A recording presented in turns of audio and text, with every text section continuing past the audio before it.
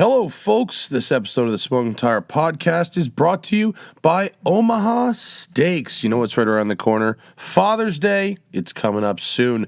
And what father doesn't like Omaha Steaks?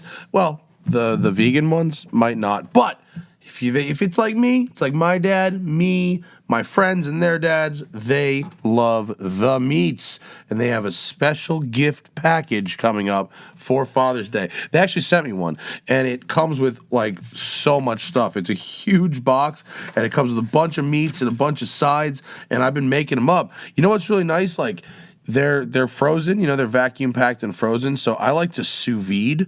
So I don't have to do anything. I just drop them directly from the freezer right into the sous vide, and they cook in the vacuum sealed packs. It's really actually convenient. Then I just finish them off in a pan with a little bit of garlic butter. Boom, done. It's really nice, actually.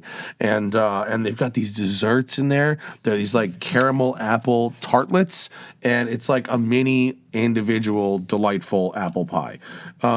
And it comes sealed in this cooler with dry ice. It comes right to your house. You throw it in the freezer, and you got meats all season. Right now, Omaha Steaks is giving a limited time offer to my listeners for Father's Day at 78% off. This is really an amazing deal. Here, it's a little confusing though, right? You go to omahasteaks.com and then type the word tire in the search bar. Go to omahasteaks.com and type tire in the search bar, and then you get this Omaha Steaks Father's Day package, which includes, are you ready for this, folks?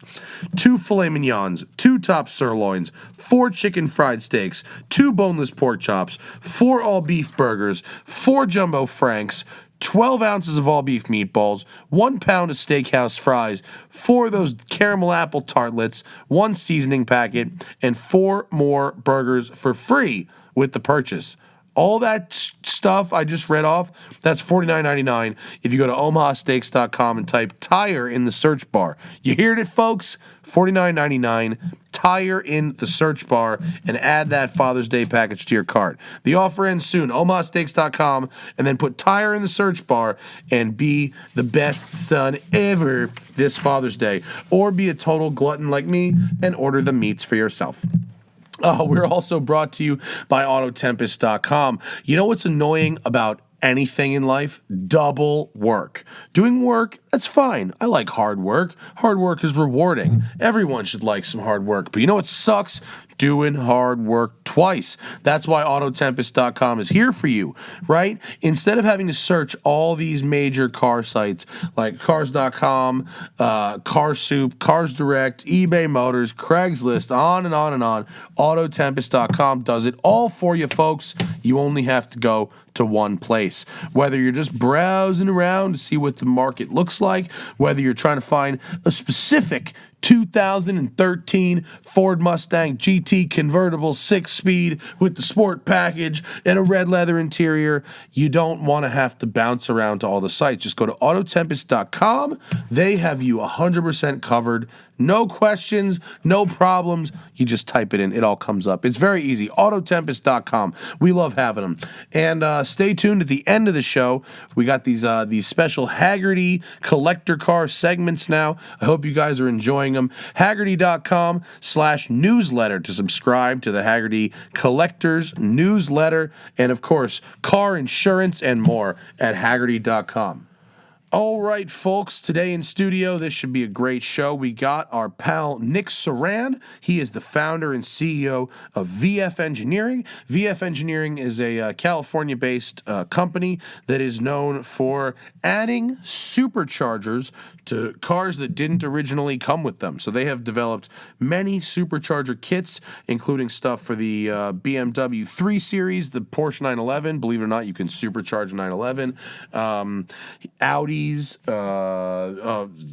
have a lot of applications. I am blanking on the other ones now. The most popular of which has been for the Audi Lamborghini V10 engine, which I just recently had a go. So Nik's in studio talking about supercharging, forced induction, and his career, 20 plus years adding big power to supercars and sports cars. It's a really good one. I love Nik. We're happy to have him. Smoking Tire Podcast, Nik Saran in studio.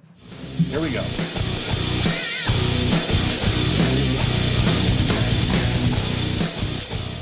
3, 2, 1. Hey, everybody. Smoking Tire Podcast. Here it is. It's the afternoon doubleheader for us today.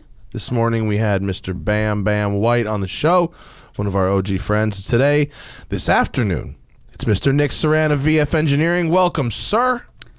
Thank you. How are you? How are you? Doing great. Are you? After your hour in traffic from Anaheim? It wasn't so bad. Zach, I just got a popping in my headphones. Was that just me? I heard that too, but I don't know what happened. All right, well, hopefully that doesn't happen again. What's up, Nick? How are you? How's business? Business is steady, and I'm having great fun. Seriously, I've been doing this for 20 years, and changing things up as we go along has really brought some nice variety. Well, the change, the biggest change that I've seen is that you arrived to the studio today in a turbocharged automobile. I did indeed. And what the hell is going on? I mean, for 20 years, it's been take naturally aspirated power plant, add supercharger. Yes. Well, what happened was about 3 years ago, we saw BMW move into all turbos, moving away, you know. And the writing was on the wall?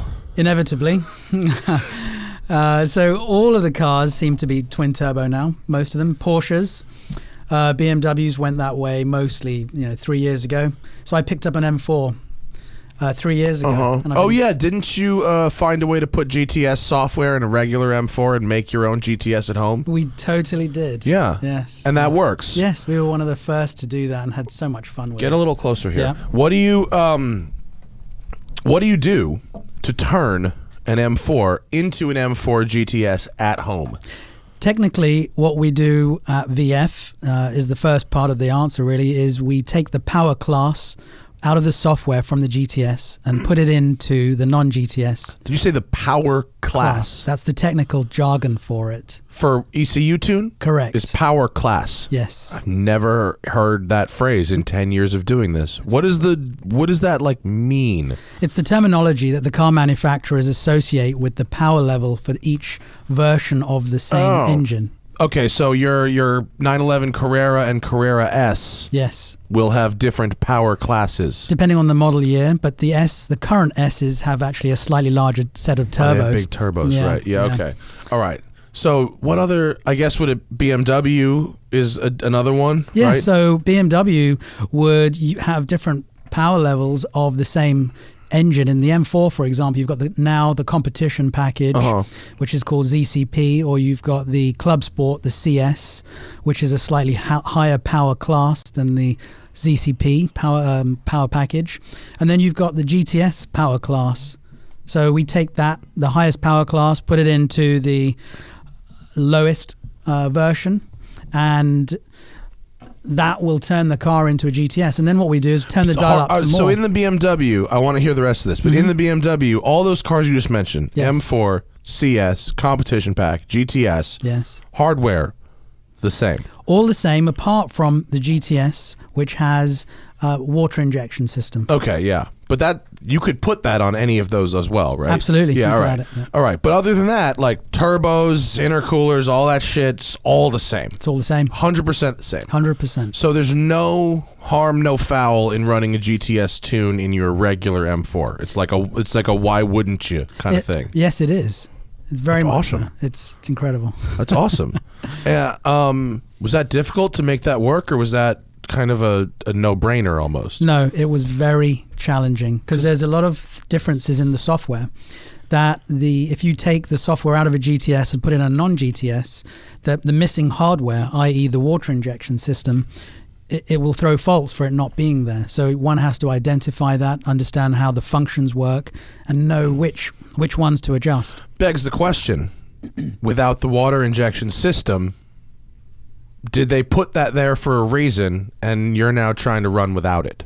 We've seen that when you're running the non-water injected cars at higher power levels, and we've seen in the aftermarket, a lot of people put bigger turbos on, that they're not really that challenged if they use a larger charge cooler, the larger intercooler per se, and a freer flowing exhaust.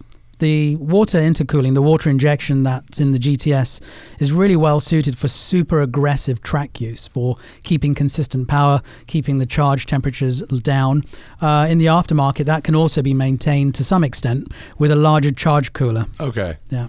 So, and if you wanted, you could, again, get your own water injection. You can. But for 99% of the people, you can just run the GTS tune in the regular car and you're not going to have a problem. Correct. That's how it's being done right now. Oh, okay. Cool. That's awesome. So do you have computer science engineers, like, in-house that have to kind of hack these things and figure out, I mean, you're taking software, and is it hardware in the computer as well? Or just software from the GTS computer, putting it into like a regular M4?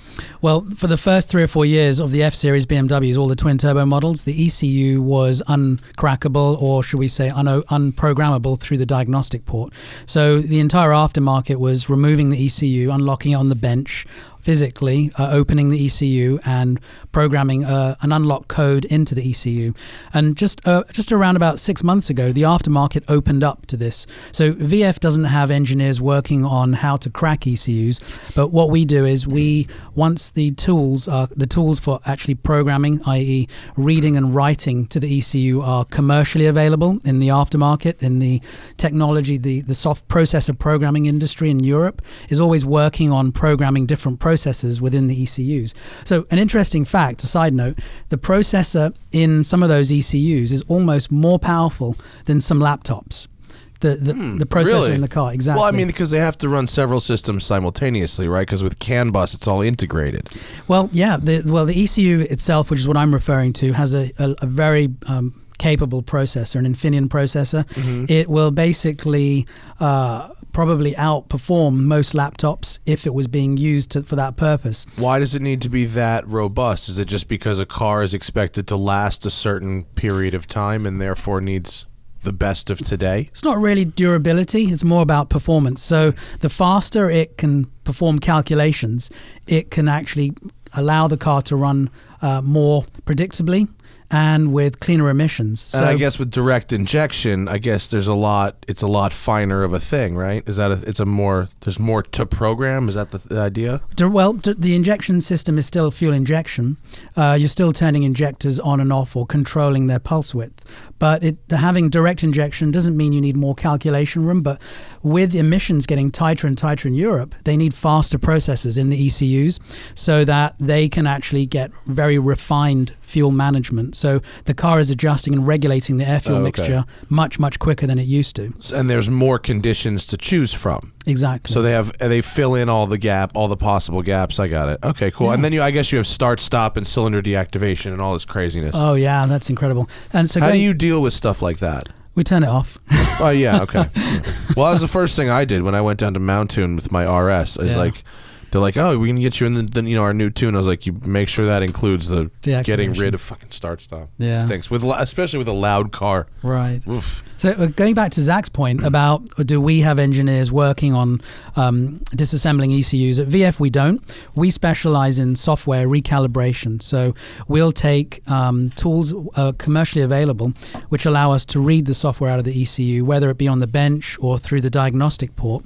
And we'll specialize in adjusting the software to enhance more power out of the car by speeding up the turbo capacity, increasing the duty cycle of the fans for the cooling system, various other changes, and we'll actually then distribute that software to give enthusiasts, the ability to put the tune into their car and get more power out of their car, more fun.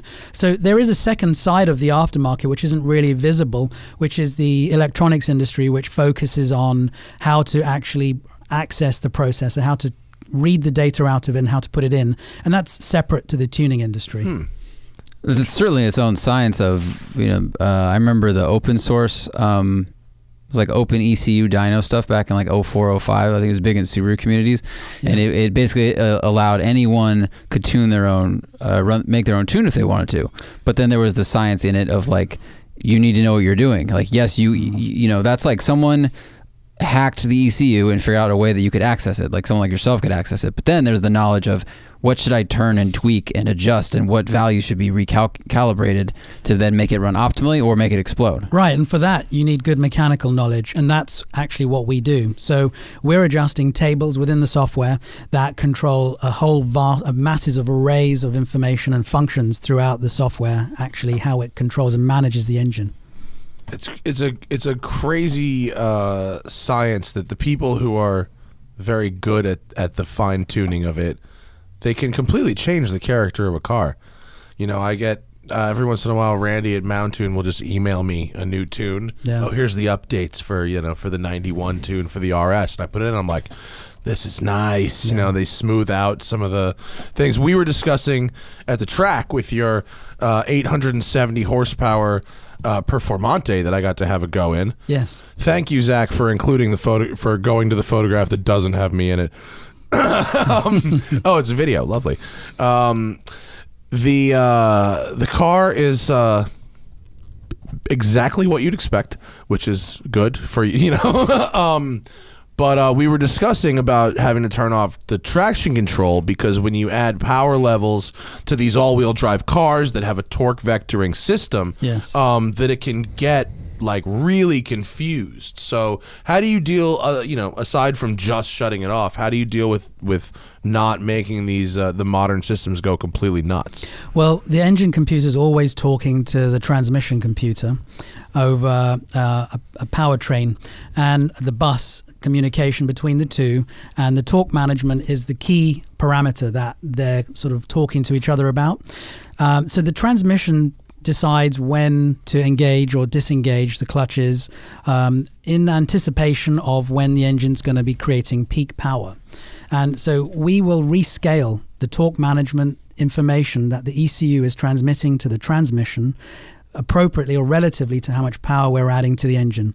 So we'll do that theoretically, but then in practicality, once we've got the car running, test several cars running, we'll then actually physically test the cars and evaluate the performance or the smoothness of the transition from one gear to the next, and then make adjustments based on what we find.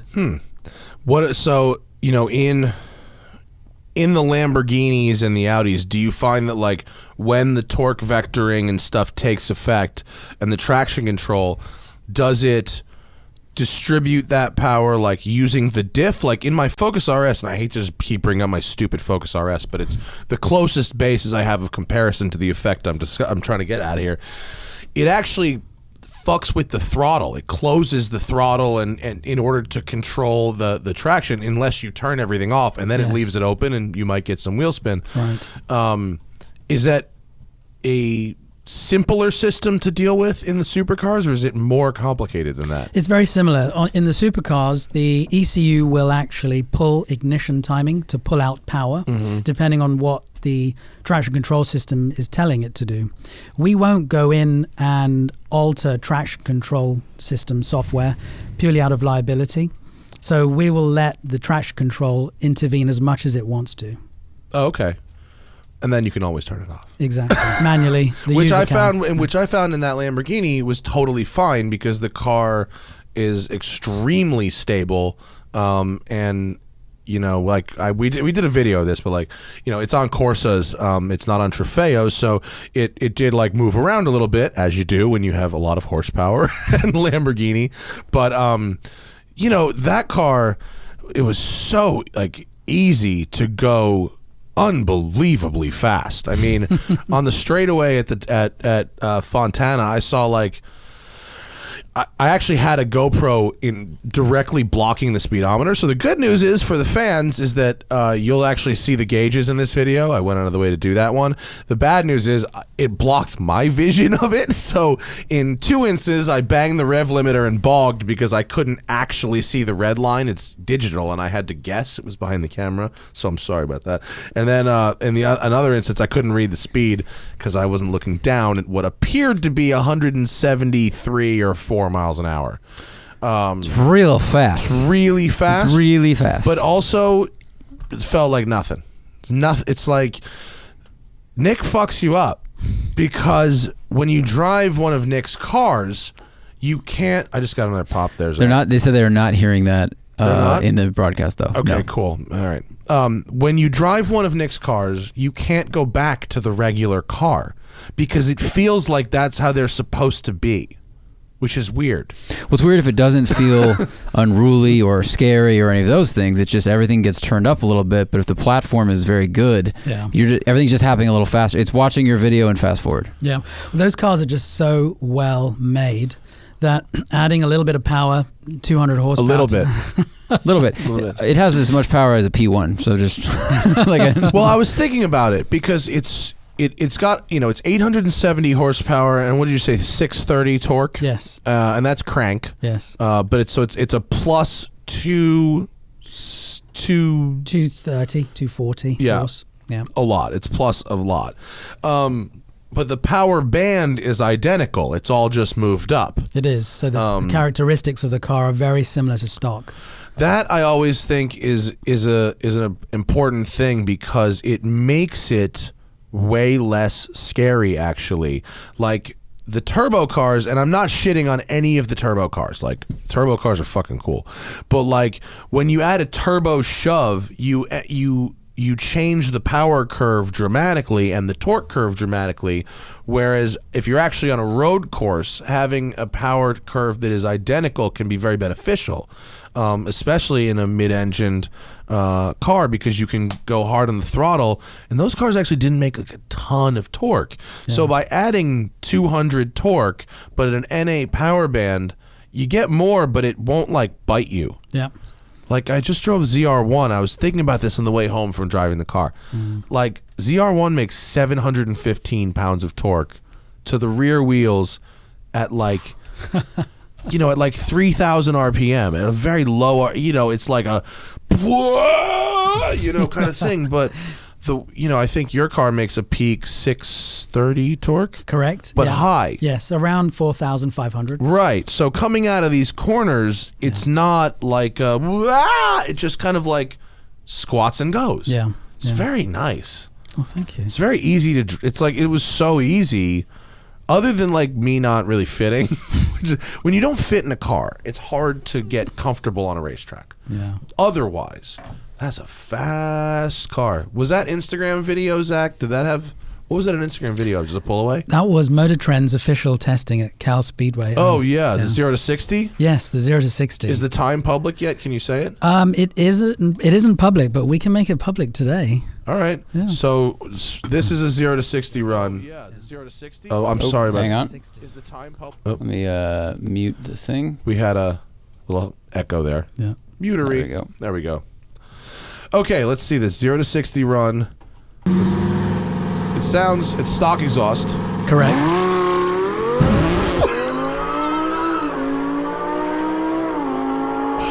Play that again. So you'll notice that was manually launched, no launch control. Manually launched, no. So just what? Put your foot in it. Just do you left foot brake at all? No. You just take your foot off the brake and just stomp it. Yes. Do that again. Listen to how many gears he goes through. How long is this road? It's a runway. It's a drag strip. That's it. They're running. It's the Auto Club drag strip. They run it in reverse. It just seems like all the gears. All right, listen. Idling.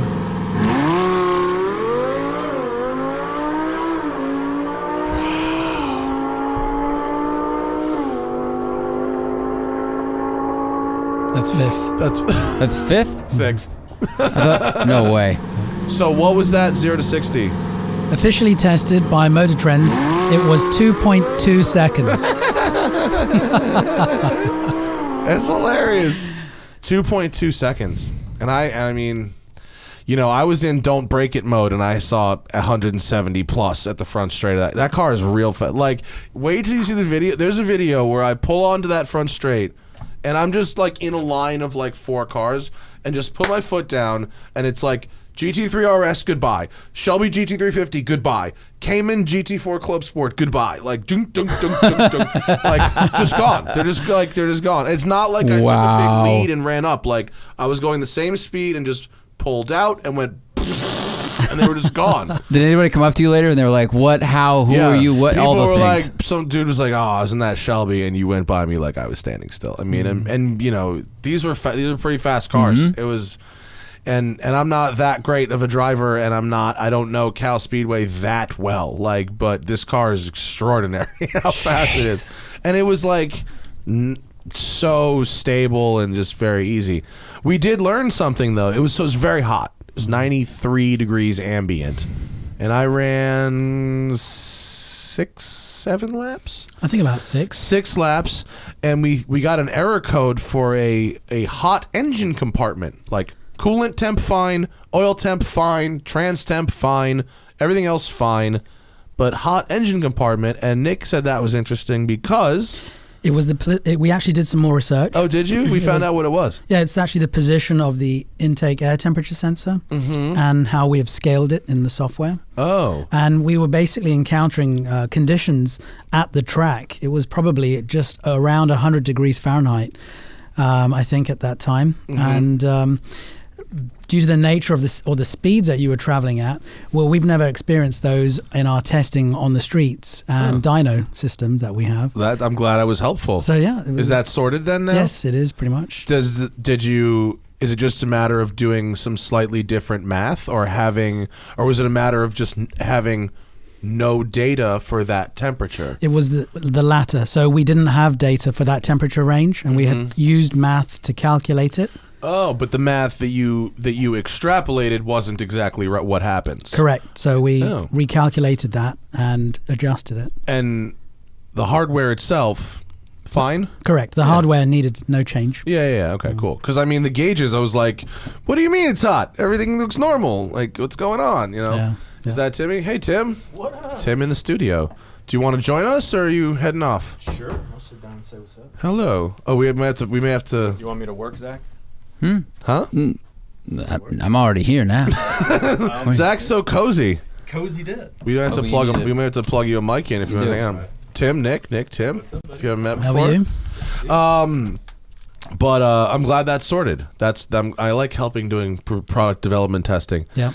That car is really fast. So okay, so what do you have to do to a Performante to get to 870 horsepower? So that car has actually some different engine parts from the regular Huracan.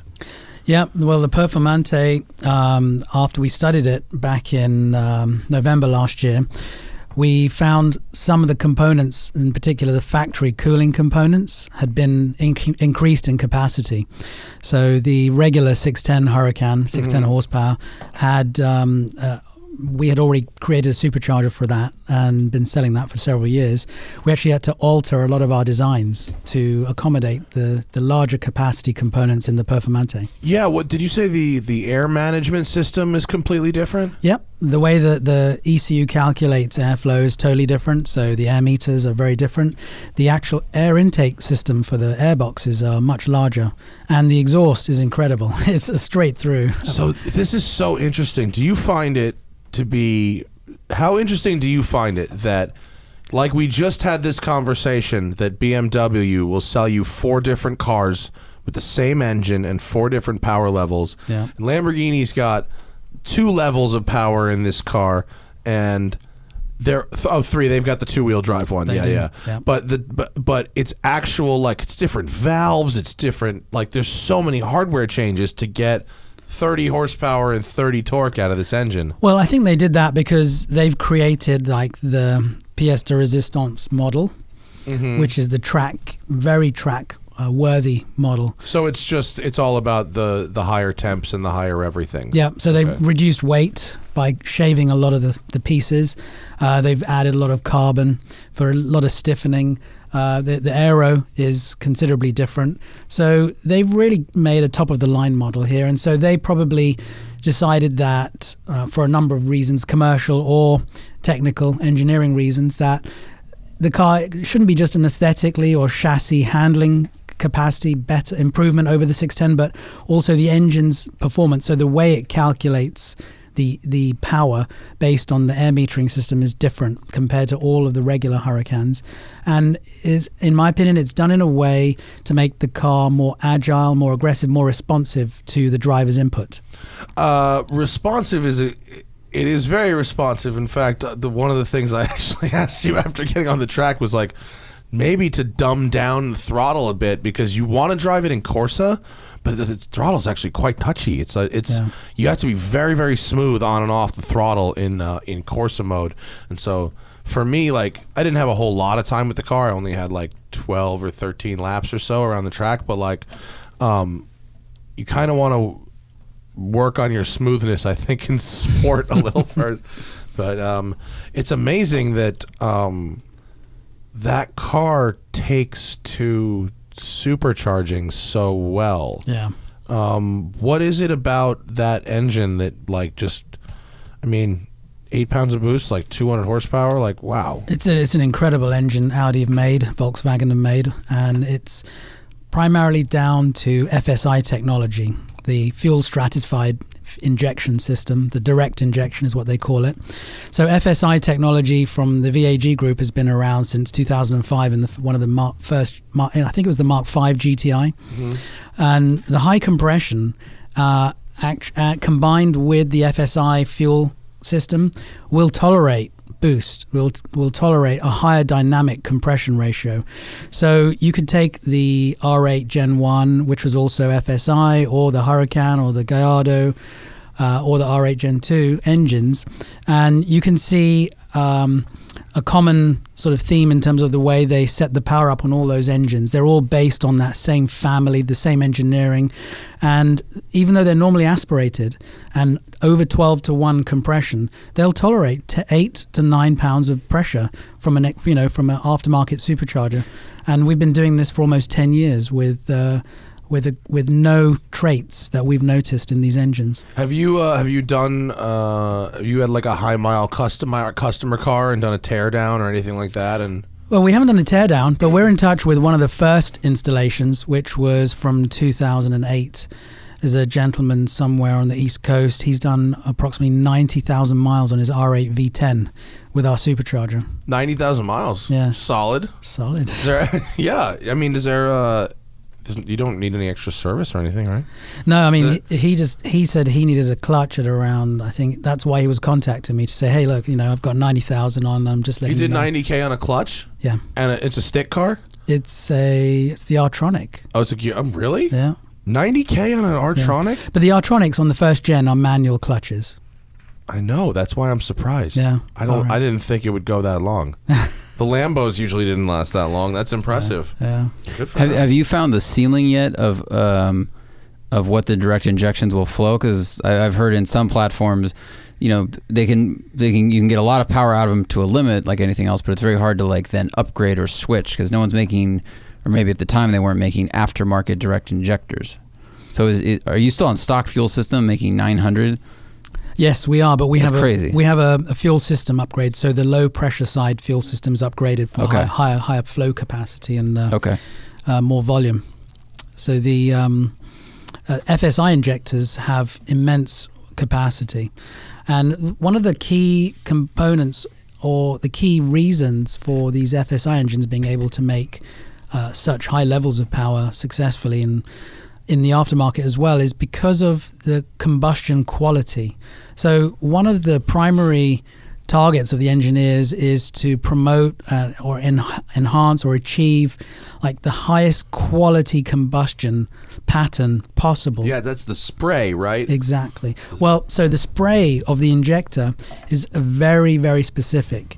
And it's designed often by the Bosch engineers or Hitachi engineers who make the fuel components for a lot of the German car manufacturers, and they do motorsport testing. So you may have seen a lot of Audi motorsport cars in Le Mans, and they're often testing the highest levels of power or components for which technology filters its way down into mass production vehicles. How far away are we? Are we talking about the R8 LMS? Or are we talking about the crazy diesel one? We're talking about the R8 LMS because this V10 engine has been around in the commercial market since 2009 in the US, but they were running these engines prior to that and the FSI technology way prior to that in Audi Motorsport, and so it just basically took the success of that for it to make sense to be put into the V10 normally aspirated engines for durability. What about the earlier Gallardos, like the the 04 to 09 cars. The 04 to 08. Yeah. Are they worth messing with or at that point, or do you really, if you want to do the supercharger big power, do you really want the FSI car? Well, this is something that not a lot of enthusiasts really keep track of, but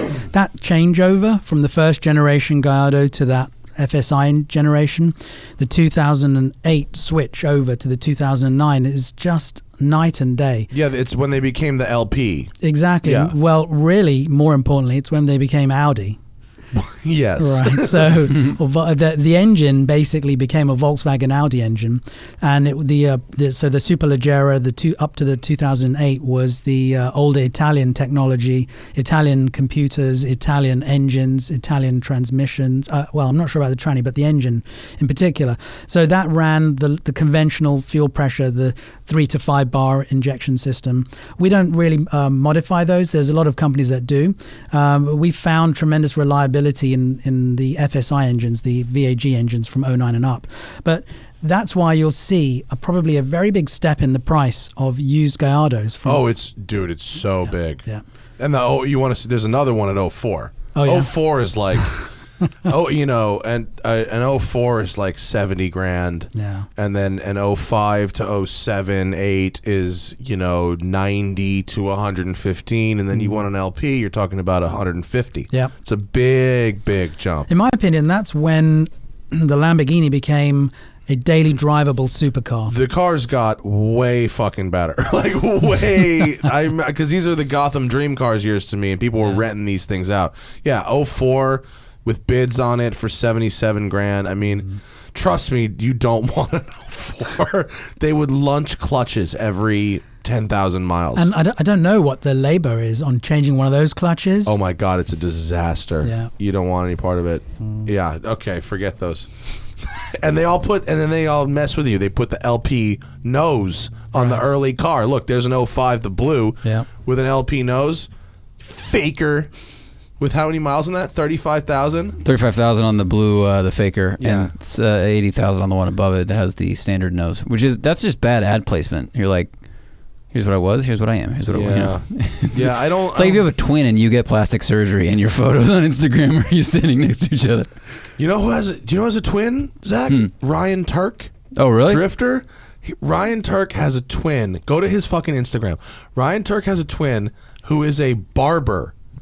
Okay, like a hipster barber. Ryan Turk looks like... Do you know who Ryan Turk is? No. He's a Formula Drift driver. He is the nicest guy on the planet. They actually just moved to L.A. Scroll down. There's a picture of him and his twin. Look at this. Here's Ryan Turk giving himself a haircut. This is the craziest picture ever.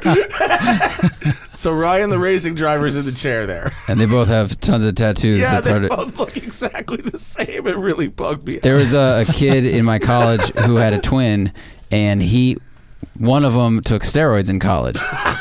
And they lived together, and he was so nervous about it. So and they were in the same fraternity, so they both walk in and you're like, well, we can tell, Ben, like we know what's, because you're gigantic and you're normal. It was before and after. It was so stupid. In my school, there were a pair of twins, actually in my year at school, and for a joke, they actually switched for a week. Fuck. Yeah. Did anyone catch them? I think only their certain friends of theirs, close friends. That's really funny. Yeah, none of the teachers. I bet it's it the happens prestige. a lot. Yeah. That's great. Where were we? Oh, yeah. What else are you working on? So you got BMWs, we've got stupid high horsepower Lamborghinis, right? Yeah. What else we got?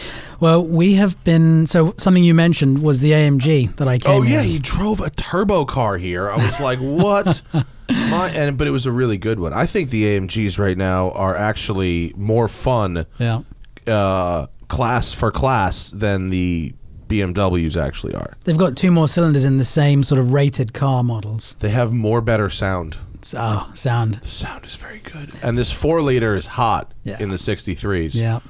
So that's actually being driven there by Samuel Hubernet, who has a Huracan with our supercharger. Oh, yeah. I should get a sale credit for that. He hit me up. He's like, should I go with Nick? I was like, yep. He should. Hi, Sam. I want to know. All I want is to drive it at the balcony. Yes. Because it's a drift Huracan. Yes. It's rear-wheel drive with a handbrake and a blower. It's a good time to be alive. It's a He real said I good could time. too. Life is good. We really just have to set the date up. But he did.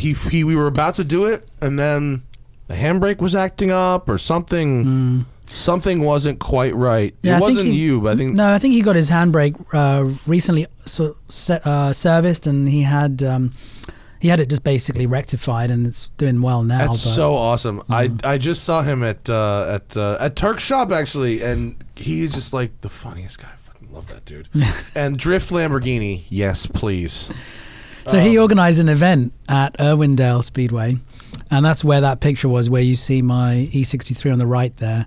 He was basically taking people out for demos and training a few people. And taking liberties with your tires. Well, actually, he's sponsored by Nitto. Oh, did he bring you some tires? So he brought some tires. Oh, that's nice of him. Yeah, but on the C63, they don't last very long. No. I really wish the one thing Mercedes doesn't widen the rear fenders like BMW does, and it's sad. So I wanted to do that on this car, and I did some research. So the sedan it comes with two 65s, and we could probably get two 85s or sort of two 95s at the very most. As long as we don't the stock fenders. Yeah, as long as we don't. But the coupe, I've heard that you can get 305s under that. That probably makes more sense. Yeah. As much as I like a sedan, I think if you're going with a zillion horsepower, which you probably are. We've added another 120 horsepower to it. Just with the software and 100 pounds of torque. Amazing. Yeah, it's amazing. I mean, they're great cars, and they've left so much headroom in them. Yeah, when we drove the Rentec car in 20. I was just looking at this up today. That was 2012. Yeah, that was the 5.5. 5.5 liter with 700 horsepower, and now everything starts real close to that. With like smaller size, more power. It's amazing. That Rentec car at the time, it was like, what the fuck? This thing would be doing burnouts at 60. It was so. He had this. Hartmut. Yes. The Rentec dude. Yeah. He's hilarious, and he had. I think it was bigger turbos and intercoolers and an exhaust, really. I don't know, that was like it. And the thing, he took the interior out of it and ran like a 9-second quarter mile. The thing was awesome. It was lovely, that car. But have you seen the GLC 63? That looks kind of cool. It's like a X6. It's like a very curvy. No, there's that one's ugly. That's the GLE. This top left sec. That's it. Okay. This is the GLC 63, which is like small crossover. I'm thinking like crazy fast 500 horsepower rally car. Yeah. How small is that? Not that small. Is it X5 small or X3 small? 3 replaces the GLK. Remember the boxy thing Hannah had? It replaces that. Is that a little smoother? Yeah. It's a good looking car. With the AMG nose on it. It's kind of dope. They're going for those really aggressive grills. I know. That got the pioneered by Dodge, the eat your face grill.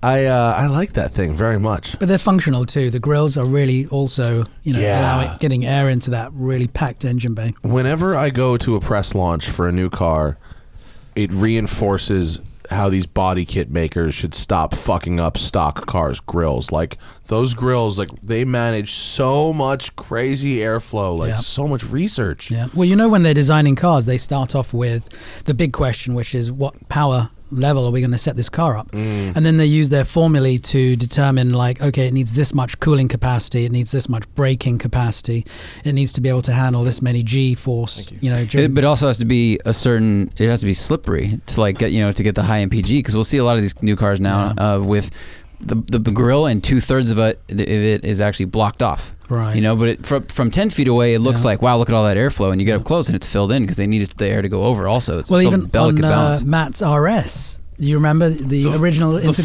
Flap. Yes, the intercooler. The original intercooler actually has an adhesive plate bonded to it to block off probably like 1/6 of the intercooler. I think it was more. I think it was a quarter. Yeah. It was a lot. And I was like, what is this? This seems like a waste. And apparently, you could get actual ice on it in colder climates. Oh. So they told me to just remove that.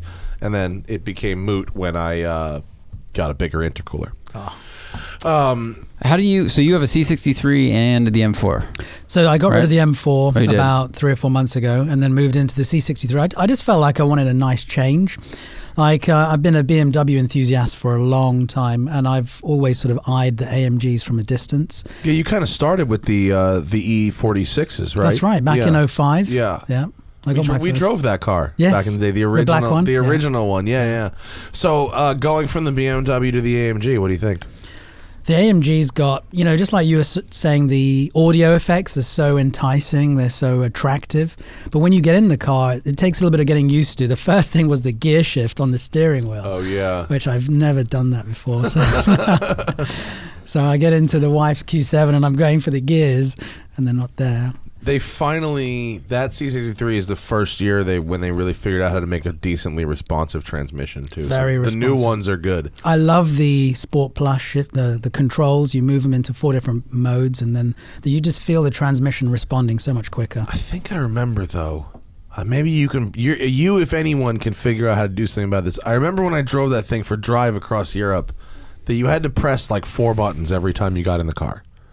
It resets itself every time, right? It doesn't stay in the correct mode. Right. So if you like a certain mode, you got to put it back there every time you get in the car. Yeah, BMW have this mode where you can sort of set the settings and it'll learn that, but not necessarily for things like traction or the stiffness or basically other things. But the AMG, you're right, it doesn't have that either. Do you think there would be a way for yourself or someone like you to program a car or to reprogram that to remember where you were? Those are some of the coding features, and some of that's possibly in the ECU software, some of it isn't. I'm not sure if it's feasible to sort of find it. It just depends on the availability of the information. So, I mean, I'd love to do it if I could easily, but it's got to be sort of commercially viable too. Yeah. I asked if they could do it if Mountoon could do it in the RS. They were able to turn off start-stop, but they could not make the car just stay in sport mode all the time. Which they just said it just wasn't possible. So that's a fucking bummer. God, that should just be tied to the P seat position, Yeah, no. If you P1, could do it'll remember the key, right? It'll remember if you're using key 1 or key 2, but it's just not the seat thing. And other things are tied to the keys, but not that. I've heard of some enthusiasts. They'll sort of take the button out and disassemble it. And you could somehow, put some resistance on the switch. So whenever you start the car, it's always on. It just is held. Yeah. It's just held down. Either that or even electronically with a resistor. That's very funny. I mean, that's gangster if you can hack that. Are we sure that's not in the recording, Zach? That's what people said. Is it in all the headphones? Did you guys all just hear that pop? I heard it. Just me. I heard 2 pops in the last podcast. All right, we're gonna have to check the headphone amp. I guess that's okay. As long as it's not in the recording, check on the live feed. If you just heard a pop there, let us know. We really would like to make this a good audio experience for all of you. So if it's fucking up, I want to know. Well, things have been working for about 4 hours, so it was time. We had a good day. We had a good 3 months. Everything was perfect. Yeah, they're working for 3 months until 2 days ago. I was like, hey, everything's working. And now it's fucked. How have you found the ride in your C63 versus the M4? It's not as agile as the M4, but I was never expecting it to be based on its reputation. So it will skip if I'm on a really rough surface, like on ramps which are not smooth. So I'll get some twitches if I really gun it. So I'm a lot more careful with it than the M4. The M4, I had no trouble just wide opening it around on ramps and certain streets or the area, the journey I take from home to office, which I've been doing for like 16 years. Journey makes it sound like it's 1,000 miles. When I pack my cooler and my sleeping bag, it's Well, because we had an M4 early in the press car game, and I thought it was really stiff, and then when we rode in Steve Dinan's car, he softened it because his was skipping around. So I was just curious because you're going like back to back with direct competitors, and I'm a big fan of both of them. So I was curious what your take was. Yeah, well, I really enjoy cars that don't have any rattles. It's really imperative for me. Me too. Yeah. Rattles are the worst. Yeah. That's why I don't know if I can buy any more American cars. My focus is getting a couple, and it's.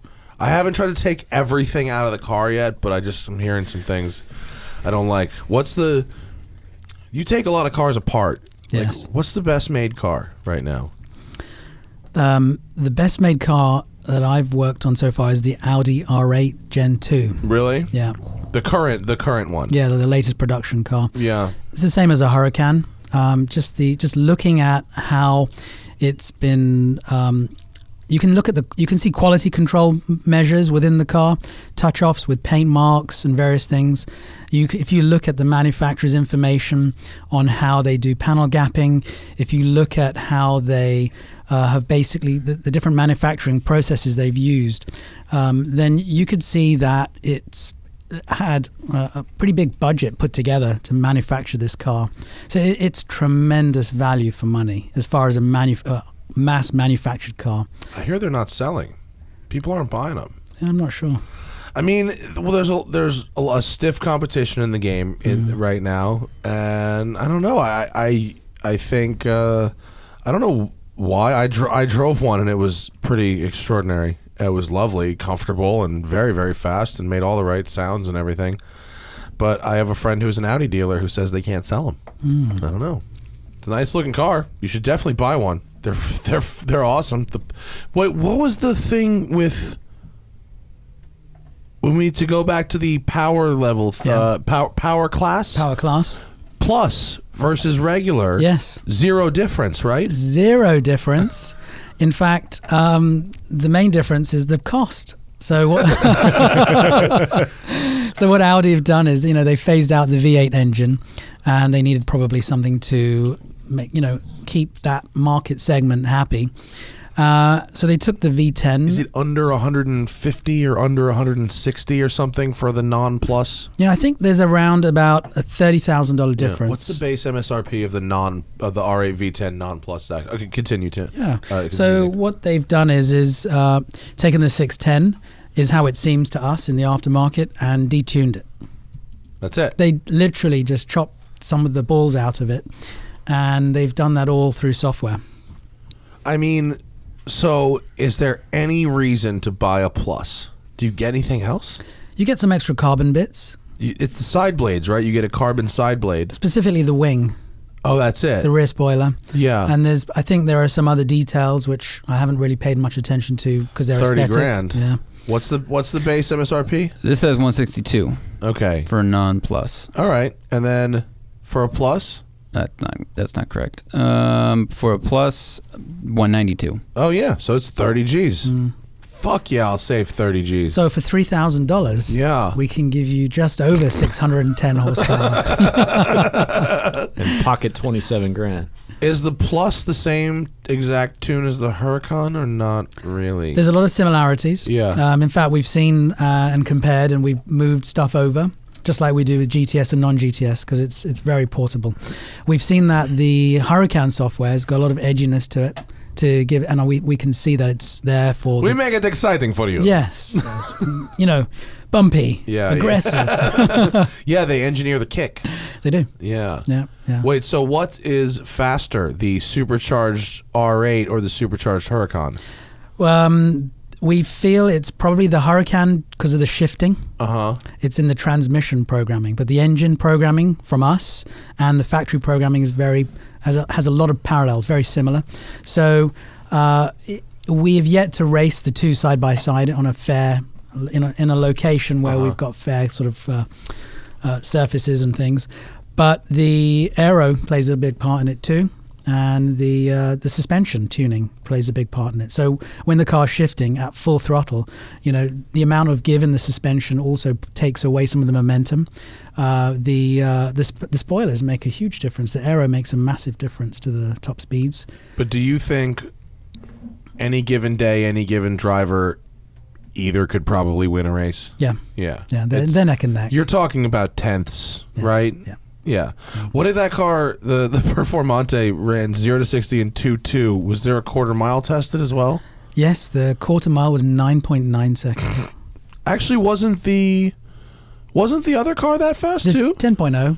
I thought the last one I drove ran in the 9s as well. I think it was they had actually hit consistent 10.0 and they had clicked 9.0. Oh, okay, all right. So we like to err on the side of caution. Oh, okay. And just So one had done it, but this one will do it. yes. Yeah, that's fucking crazy. 9-second What's cars. What's amazing with that clip Zach played earlier of the 0 to 60, the Motor Trend official test on the top right. You'll notice how uneventful that launch and the whole sort of test looks, and it's because it's just so composed that the engine, and Eric, the driver from Motor Trend, has this dialed in. Wait, yeah, you know what? We breezed over this, but I'm glad you came back to it. Why no launch control? The factory launch control settings, which we haven't gotten into to change and bring down, launch the car up at around the mid to high 3,000 RPM range. And we don't want to necessarily dump the clutch at that all the time, as we'll get wheel spin, because that's where there's a ton of power. So we want to let the power build progressively. So you want the clutch to be fully engaged by the time you get peak torque? Yes. Yeah, that makes sense. Yes. Okay. And the better way to do that is just stand on it from idle. Yeah, literally.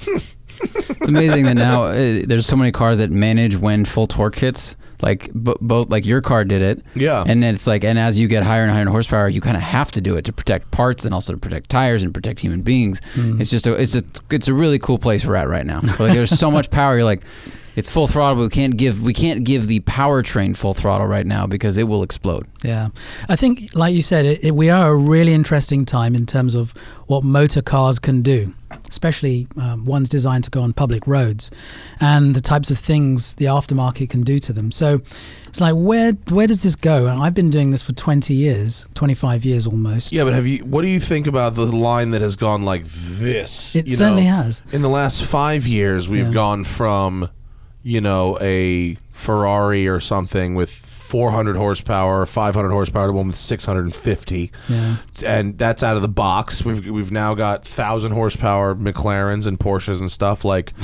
at what point is the human body like not able to keep up with it?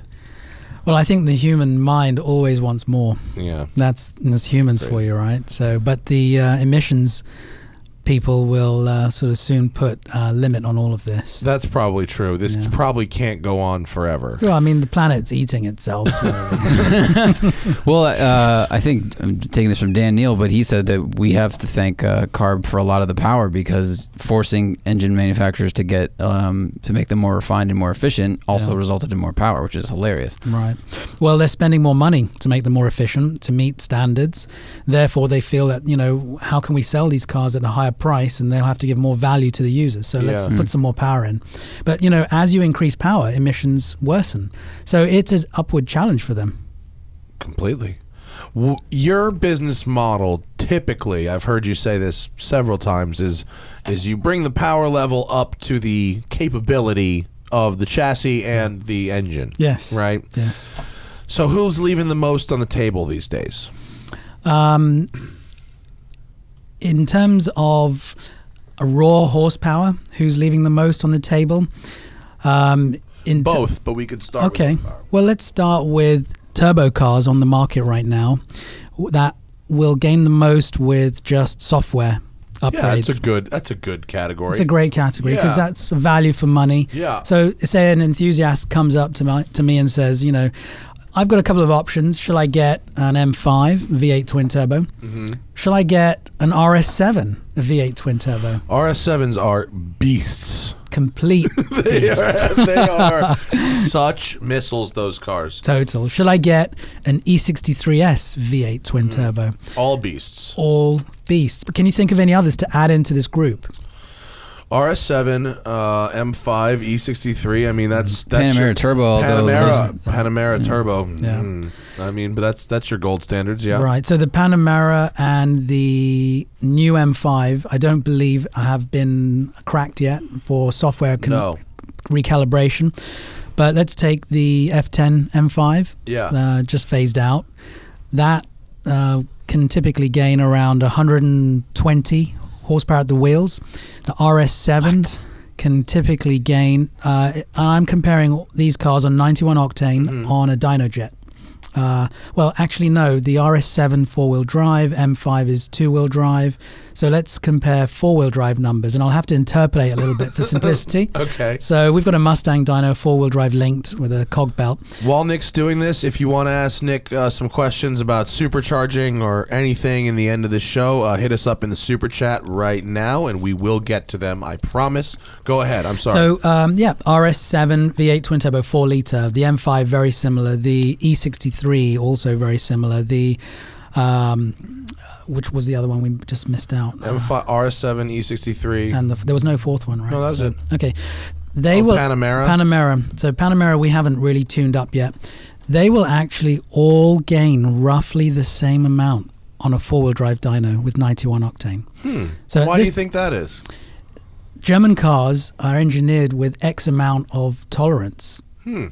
And it's all the same standards. It's very similar. So it's all going to be the same tolerances. They're all working on a very similar That's so cost interesting. functions. All their cost calculations are very similar. They're mostly made in Germany. They all have to meet European emission standards, and they're all trying to hit the same sort of price point. So in Germany, where the engine designers are sitting, they are looking at tax laws, and tax laws there are based on engine displacement. Right, yeah. So these cars will all fit within certain brackets. That's so interesting. So it's all the same. Very much. I like that because I'm so many people, and I'm sure you get this shit. Yeah. So many people, which is better? It's not which is better. What experience do you want to have? Yeah. That's it. Go and drive them. On any given day, anyone in any one of those cars could win a race. Yeah. And anyone could lose a race, and anyone could crash into a building. any one of those cars, right? So it's like, what's the experience you want to have? That's all. Yeah. I think that's very interesting. So, do you think it's the super saloons where the most is left on the table right now? Yes, indeed. And the super saloons appeal to me the most because I've got 3 children, and I want to get them in the car, and I don't want to have to keep tipping the front seats over on a coupe. Yeah. And the AMG, they when I first started playing with the M5, the F1005, they said, "Dad, you need to get one of these. This is the car you need to go and get." And now I'm working on AMGs. They said, "Dad, this is one of the cars you need to get." You got to get the wagon, bro. The E63 wagon I had as a press car was so badass. Yeah. It was the best. Those are roomy, very spacious. Very spacious, but it had the really nice carbon fiber buckets. It was really, really cool. Yeah. That's good. That's a good one to know. What about in the chassis department? I mean, I gotta tell you that Lamborghini, the Performante. I don't know about the Nürburgring, but at Cal Speedway, that car is not any more difficult to drive than a regular one. Yeah. You go a little faster, a lot faster. But and because you've left the Cal Speedway is interesting, right? Because it's a NASCAR circuit, so you use half of the NASCAR banking, in which I hit 170 without any trouble at all. And then it's the infield where you have a bunch of short straights and then slow corners. There really aren't any high G corners. Right. So you actually, as far as the Performante's aero advantage over the regular Huracan, most of the infield corners aren't fast enough to have any advantage whatsoever, really. Yeah, and I don't know if you've looked at your footage. Did you see the ALA system go active at all? Not really. No. Yeah. It's really more of a technical car. Yeah. Designed for sort of technical tracks. Yeah. And so I can say that it was the left there, Zach. That's it, middle row left. So that's the circuit.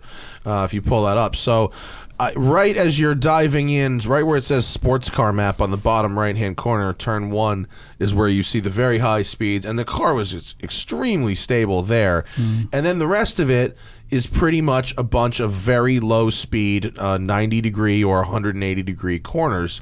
The little chicane in the lower half of what looks like a penis in the middle of the infield.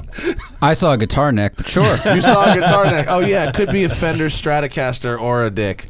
I had an accident as a child. It's taken flat, but the rest of those corners are all very slow. So, and with Corsas, there wasn't a lot of a handling advantage, but the car certainly wasn't, incapable of being driven very, very fast. Yeah. Anyway, it was awesome. What do we have on the super chat? I saw a big stack. Let's say, okay, here we go. How long does it take to develop a car on average? A package for a car, Nick? A supercharger kit? Sure, let's call it a supercharger kit. Okay, yeah. So to go from concept, which is basically your idea phase, to running prototype could be as quick as 4 months. Do you have a whiteboard? The idea phase is you just write make shit crazy, and then you circle it, and then you wait for the car to come in. That's in my head. So you don't want to see inside there. But it's we get a vibe for something, as we do in California, right? So we say let's take a Lamborghini and let's modify that, or let's take the Ferrari 488 and let's do some software mods on that. Yeah, I mean, and then it becomes: are you going to buy yourself a car and cut it up, or are you going to wait for a customer to come along to ask you to supercharge their car? Right. So we usually always have several ideas going in parallel on my mind, and then we will look for the right opportunities. So the right kind of enthusiast who would like to be a live user. The right kind of enthusiast. That's really kindly worded. We are looking for a patron who isn't looking for results so much as helping us. And we'll also buy cars for several projects too. So the certain enthusiasts who will want to be the first will benefit from being the first to be supercharged. So the first Huracan we did was about 2.5 years ago. Yeah. That owner is a terrific enthusiast who just loved the entire process and takes that car to the 1/2 mile, 1 mile races often, just enjoys it. True car enthusiast. He's got several different cars. But in short, to go from concept to finished on the shelf could be as long as 1.5 years. There's about 6 months to get the first car running correctly. Then there's longer term testing and adjusting constantly. Is it the software tuning or the plumbing and shit that is more difficult? Usually it's half, depending on the platform we're working on. More lately, it's been more tuning than hardware focused. I imagine that I would have guessed tuning for sure, because it's turbo, especially because you're supercharging and not turbocharging. You don't have to do quite so much plumbing. Right. Can any of that happen before you get a physical car? A lot of the hardware design can happen virtually. So we could borrow a car temporarily and scan the engine bay, remove certain components, scan them, put the car back and let the car go, and then work on the the hardware design within SolidWorks and create some models. Then we can 3D print them. And in fact, that's how we did the first Huracan, the very first one, because they came out in Europe first in 2016. So I think, or 2015. So 2015 in December, one of our distributors purchased a new Huracan and took components off the engine, sent them to us. We scanned them, 3D printed our own versions and sent them to him for initial fitment. And then once we had an acknowledgement from him, then we were able to sort of get a car in-house here in our office in California and then commence the project. That's super cool. Really neat. Do we find... Oh, George, thank you to all the free content. You are welcome, George. And Zach is killing it with the new videos. And yes, he is my friend. Yeah, Zach.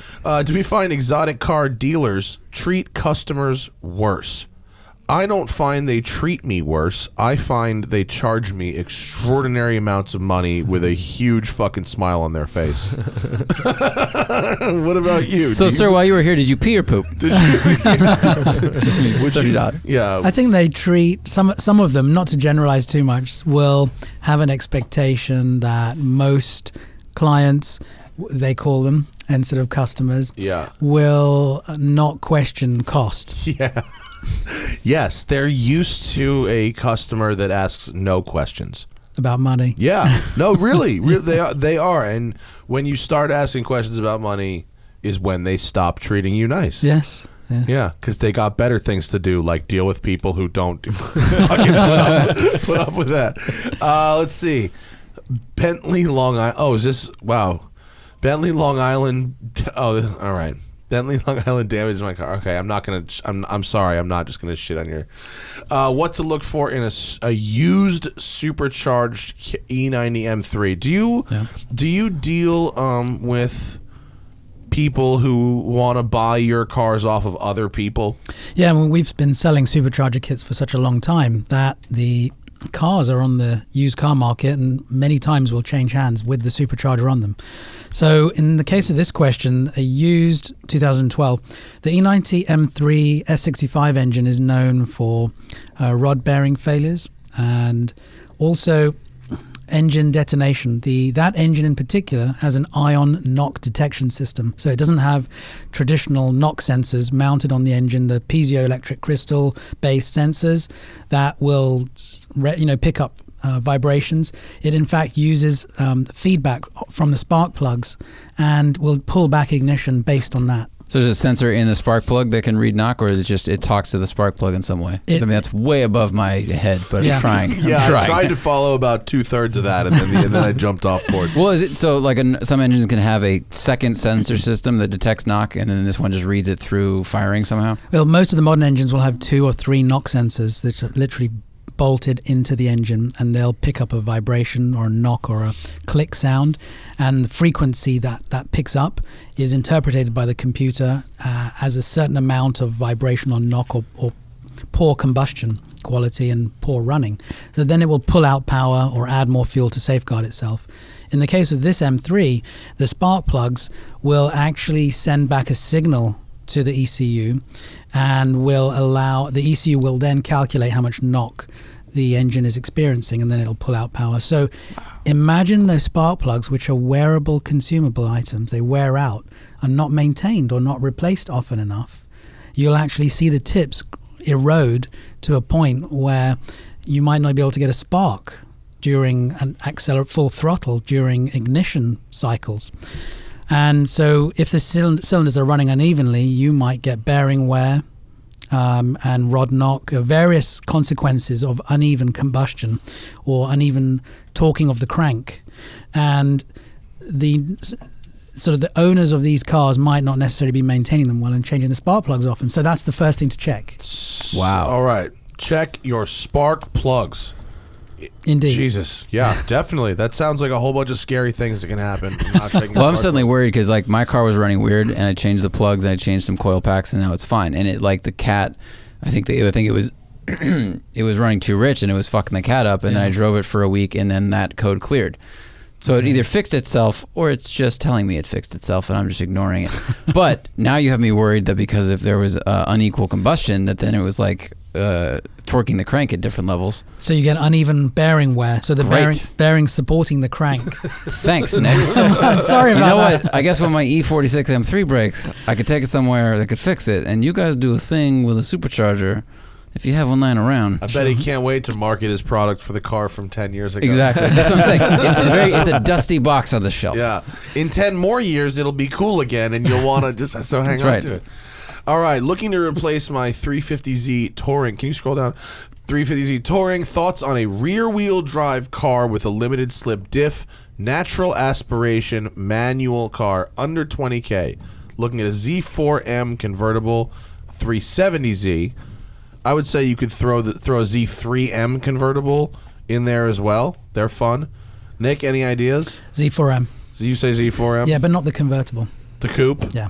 Under 20K? Oh, sorry, no, that's going to be hard. Good luck. That's going to be very hard. Rough. Yeah, those cars are I think they're appreciating. I think you could probably get an E46 M3 Oh, you definitely can. convertible. Convertible. I bought mine for under 20. Yeah, you can get that. Any number of Mustangs or Camaros, which you already know. All of them GTOs. If you want to do that. You can get an old, a used 86 and put a supercharger on it. They're very nice with a Rotrex, and you could do that whole kit for under 20K. Yeah, And that'd be fun. really, really fun. I think that seems like a very good daily fun car. Yeah. I also we drifted the supercharged 350Z with Drift 101. HKS supercharger on it.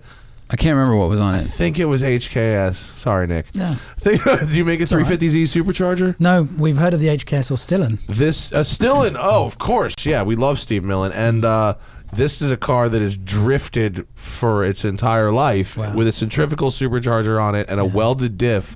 Apparently has 0 problems. So that's a stout kit, and that thing was rocking. Let's see. VF does the only supercharged kit for my M62 engine. What is that engine, Nick? E39 540. Oh, okay. Why was it centrifugal instead of roots or twin screw? Doesn't that make the power band much more top heavy? It's a very good question. The M62 engine supercharger kit was probably the second supercharger kit I ever worked on. Is that the same kit? No, continue. I'm sorry. I was brain damaged for a second. Yeah. Is that it right there? That's the one. All right. So it's centrifugal. It's stuck sort of on the passenger side there. Right. So in those days, well, let's go back. This kit was designed in 2002. And in those days, Magnuson were making high volume production Roots superchargers for the V engines, basically any engine. You could put the blower in the middle of the V, remove the intake manifold like we do on the V10s right now. But that involves creating a nice a complex cast aluminum manifold, which is costly. So the development of the centrifugal kits is actually a lot lower in cost than it is for a roots-based kit, which involves casting. Yeah, because you're just plumbing it through a throttle body in the stock location and then figuring out where to stick the snail instead of designing, pre-3D printing, trying to design an entire new manifold in aluminum. Yeah, but also in hindsight, a roots kit, a roots supercharger is really well suited to some of these high displacement engines, which are specifically this one. It's very low compression. This engine is actually way underrated for what it's capable of doing. So we only add 6.5 psi, but of recent I've seen people adding 10, 12 psi on a stock block. On a 540? Yes. And how are the results? The trannies don't hold. What power were you making with it? We took it up from 250 at the wheels on a dyno jet to 360 at the wheels. Oh, I bet it was That is fast. significant. Yeah. Was it Very nice? I bought one in 03, the last of the 6-speed Sport. Oh, those were nice. Manual. And that was just a phenomenal car. I had it for With 3 years. the fork wheels? I think so. Yeah. Twin spoke. Yeah. Great car. So it does become a car you have to wind up because of the centrifugal supercharger.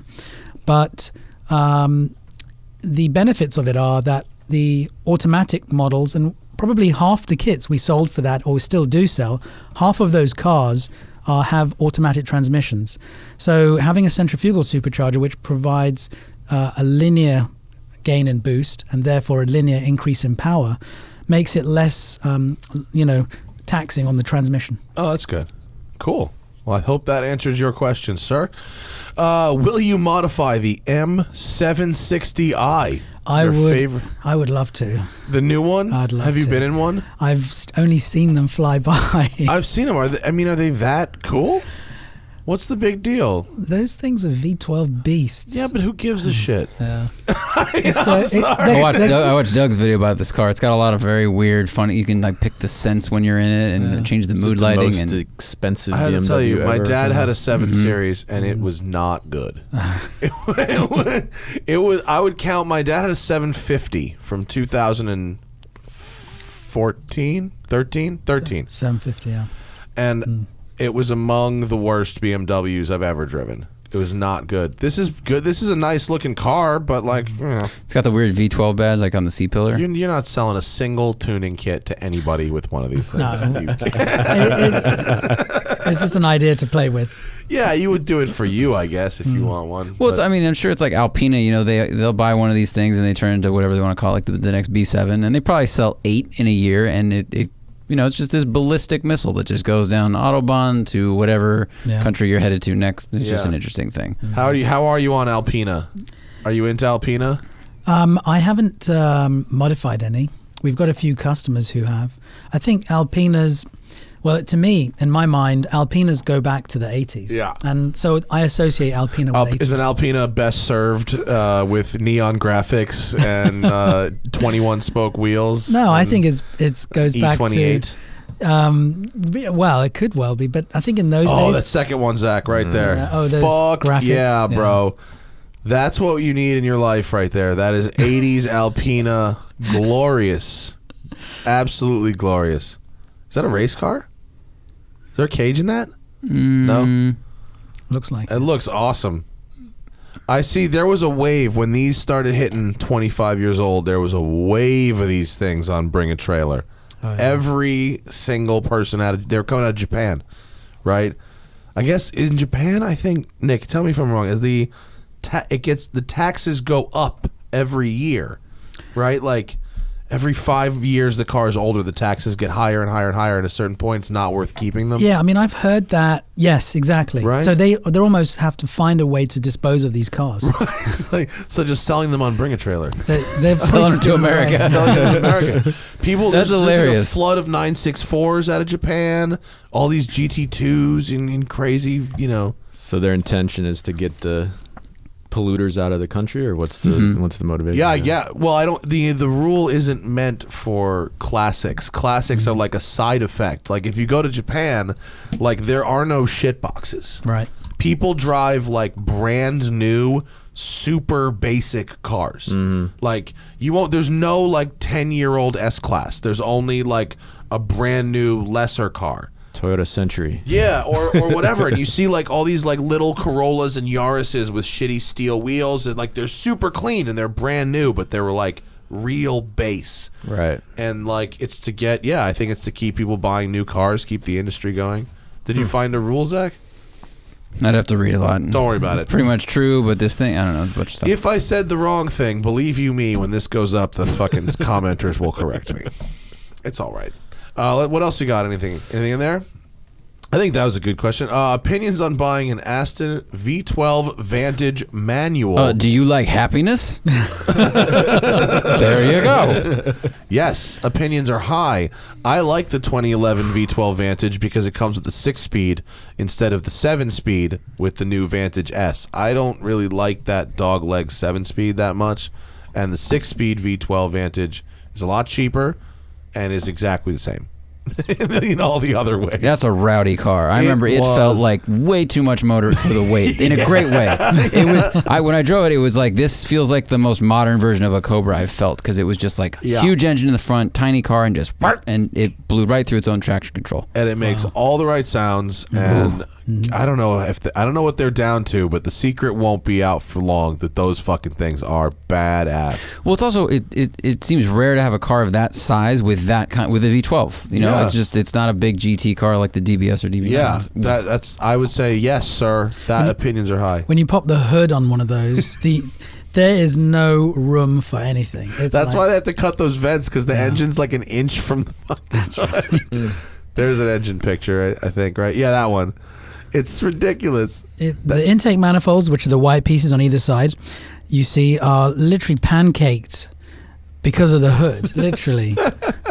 Everything's overlined. I love that. Do you think it would make more much. power if you had larger intakes? Do you think they're crushed a little bit? It's possible. It's very possible. So, Is that what you think it needs, more power? Well, no, I think I was just because you said they're pancaked, I was wondering if maybe they had to sacrifice that for packaging. There's always sacrifices in Very the true. engineering. Here's what they need. They need to do like they did in the 90s and do the twin supercharger. Remember that Aston Vantage, the V8 Vantage Le Mans from the 90s that had 2 superchargers on it? Like, guys, this is what we really need in our life. Do you remember that thing? They had a lot of weird power increases with the old Vantage. They were like, a little bore out, a little 10 more horsepower, a little this, like all these weird special editions, and then they definitely went. It was ham. real. It was real Fordage. Yeah, there's the huge hoods. They had like really massive power bulges. Yeah. It was as there. Tacky. This one. That one. Yeah. Look, 2 roots blowers. It's not even twin centrifugals. It's 2. Imagine the nose heaviness of a car with 2 roots blowers. What year was that?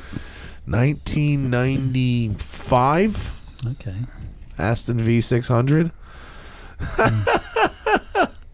Imagine the supercharger whine. How awesome that must have been. So fucking Ooh, great. it probably would have sounded real good. It was fast. Like resonance. They tune the frequencies of the blowers. It's supposed to be a 200-mile-an-hour car. It seems like it'd be a scary 200. I don't think anyone ever ever did 200 miles an hour in one of those things. That No, sounds like one of those theoretical. things that Aston would claim and have no fucking evidence to back up Yeah. whatsoever. Oh, no, of course it's 200. There's no way you could try it here. Sorry. There's no way to test it. No. Exactly. Yeah, it would go for, if you had 20 miles, it could go 200. Until here's some supercharger noise. To tie you over. Okay, let's wrap these up. We're going to close this one out. Nick, 997 Carrera S, Audi RS4 or E92 M3 with a supercharger. Are we supercharging all of these cars, or is it? We do the 997s. So we supercharged 911s from 99 to 2012. I drove that car. It was cool. Yeah. It was really cool. It was really neat. You can fit a blower in the back of a 911. Yeah, that's fun. And then RS4, we never released a production capable supercharger kit for that, but I've always loved RS4s. E92 M3 with a supercharger, I've had that too. So I've owned the first and the third of those three, and I've also owned a stock RS4. Wait, I drove a prototype RS4 supercharged. We never put it into production. Oh, was it? Yeah. Did it not? Could it not be made to work? Right? It was just not. It was just too challenging for the packaging. Oh, okay. Unfortunate. I would say Carrera. Get the Porsche. Really cool. The I remember Porsche that was car. super cool. So agile, so literally nimble. You could literally run circles around other cars on the freeway. I've never seen another one before or since then. Oh, and right. I mean, I'm sure they're out there, but I'm just Yeah. saying, like, that was, I'd never even heard of that idea. And then we went on that shoot at Spring Mountain, and it was so awesome and so quick. It's such a cool solution. It's like, oh, you want a turbo? What about this? You know, broad power band. Last one.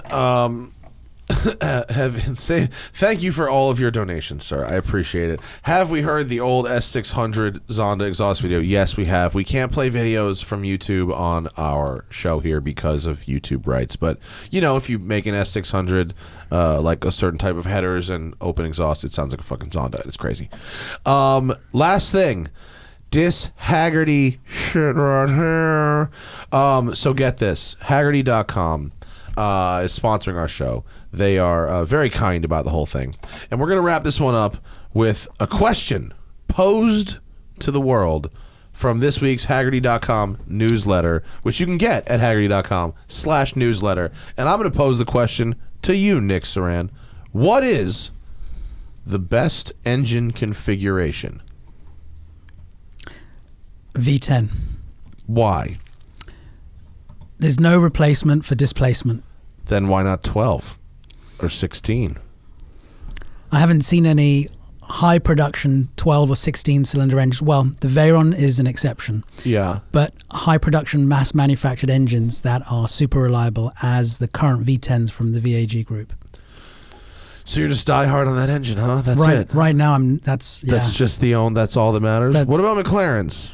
McLaren's are doing 3.8. They're making a lot of power. The V8 twin turbos, yeah, they're taking software upgrades very well too. Are they? Yes. Well, I know. I said, are they? I know the Hyperfast guys. Do you know them? I don't know. Hypercar Development is the name of their company, and I think it's hyperfastcars.com.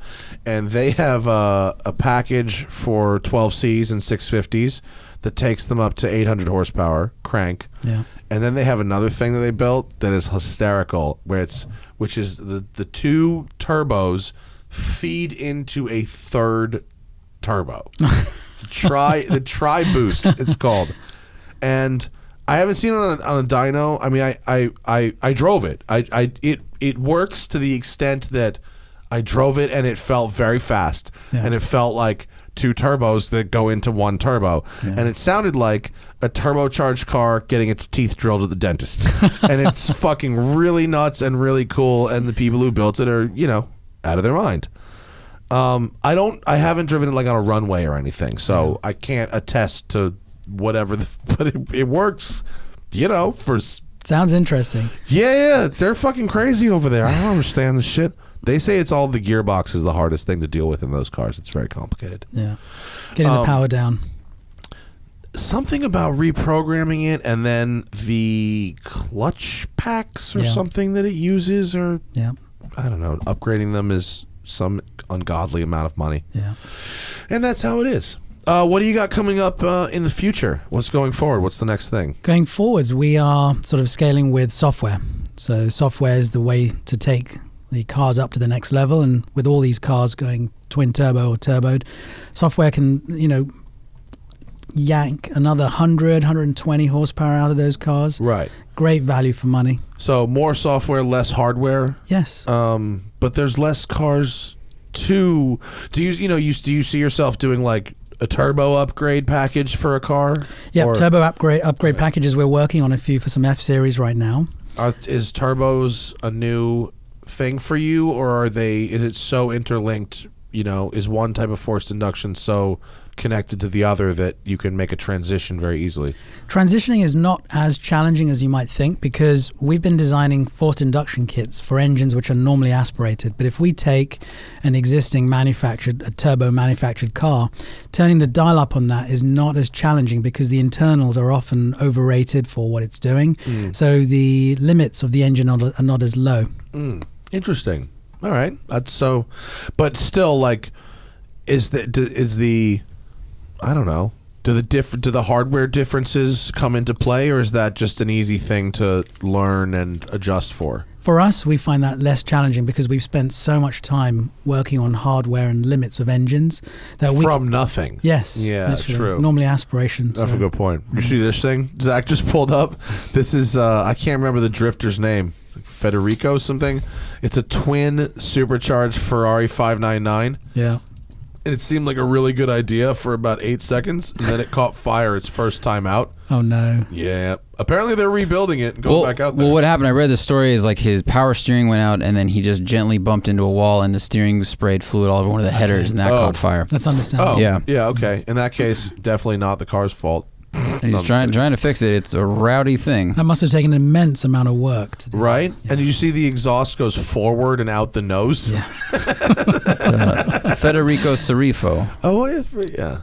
I mean, look, big pimpin'. Honestly, that's pretty incredible. Yeah, that's no fear. That's right? going no for it. fear and a lot of money. Yeah. Here, And before, after. no fear and a little bit of fire. I like the picture. There was a picture of him like shaking his fist in anger at it. Like it was real. It's a really, it's a really appropriate picture. There, he looks sexy actually. Like he looks like here is like this is like a Keanu Reeves walk off practically. He's like, "Where's the camera? Let me look away from the burning Ferrari." Thanks for coming in, Nick. It's always a pleasure to have you. It's VF-engineering. Correct. Yeah, VF-engineering.com, VF Engineering on Instagram. Yes. And what else? What am I missing? Those are the two. In fact, our Instagram is the biggest page for our information. You are. When we were at the track the other day, you were Instagramming hard. I respect your Instagram hustle. Thank you. And actually, thank you for not making me look like a complete mongoloid in that picture. I do appreciate that. I look all right in that picture. I think I might stick with tan pants for a minute. And yeah, that car, I'm glad you sorted that very minor issue that we had. Right. I will amend the video description when that goes up to include both the explanation and the solution. Thank you. How nice for that to be sorted. I'm happy to do I like doing like the development testing stuff where we reveal an issue and that issue gets solved, and then I feel helpful. We're always product testing. It's great. Yeah. It's great. I'm very excited. That car was it was so fast that like I won't be able to enjoy the regular car. You can't, like, I didn't get to drive the regular car before I drove a regular Huracan. It's like sort of like whatever. But like the supercharged one was like, okay, now we're going, and now that we had the Biggie Fast one at the Biggie Fast racetrack. Yeah. I don't know if I can go back. It's hard. We've had so many owners ask us, what are you doing next? Because then we want to buy a car that'll translate to. Yeah. Hellcat, supercharger swap, 1,500 horsepower. Just put a blower on the blower. I think you need to go with a twin supercharger kit. A turbo supercharger? Twin charge or twin snail. Either way. Yeah. Fuck. You guys are great. I love having you on. I love driving your cars. Anything you build, I would like to make a video with. Thank you, Matt. And we need to get Zach a little bit of seat time as well next time. He drove that E46 all the way to Las Vegas. Drove from here to Vegas and back. Oh, yeah. And I think on the track too, we're chasing something. Yeah. When you were filming something. I don't know. Your stuff's awesome because it worked. Like was it like July in Spring Mountain? It was hot. It was roasting. Your stuff works. That was very good. Brutally hot I think shoot. it was like 10 years ago, right? Oh yeah, it was like one of the first shoots I've ever been on with you guys. 9 All right. or possibly 10. 9 or 10. 9 it for was sure. 9. Yeah, it was that was almost 10 years. And now we got. Remember when we went to Spring Mountain? And now we're doing Lamborghinis. Now it's Big Pippin. Have you attempted before we get out of here to supercharge an Aventador? I won't say. All right. those should need not interpreting. That wasn't English, but yeah, okay. Well, we can stop with that. All right. Thanks for joining us, dude. If you want anything supercharged, you talk to this man right here. And what do you want to say? What kind of packages you're coming out for with the tunes? Yeah, no? I'd love to just say real quick that the Huracan and the R8 supercharger kits are turnkey systems. So you just bolt them onto a stock car. They're shippable. We sell them to enthusiasts all around the world.